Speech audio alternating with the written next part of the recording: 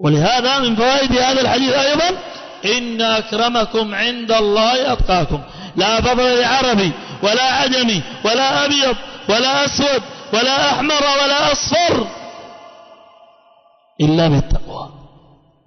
كلكم لآدم وآدم من تراب وجعلناكم شعوبا وقبائل لتعارفوا إن أكرمكم عند الله أتقاكم.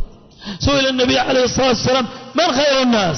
قال أتقاهم لله. ولهذا جاء النبي عليه الصلاة والسلام يوما فلم يجد امرأة سوداء، وفي بعض الروايات رجل، كانت تنام في مؤخرة المسجد، تقوم المسجد، تنظف المسجد، عجوز. فسأل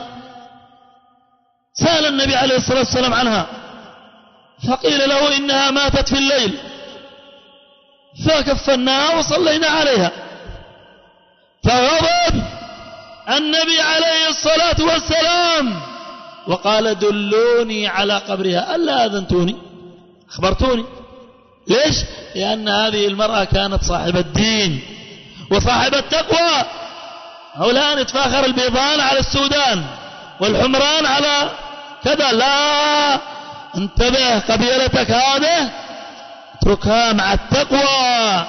إذا ما عندك استقامة فأنت عند الله عز وجل لست بعظيم. العظيم هو صاحب الدين.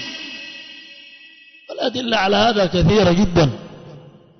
فمن أراد أن يرفعه الله عز وجل فعليه بالاستقامة، وعليه بالتقوى، وعليه بإرضاء الله عز وجل. فإن في هذا العز والتمكين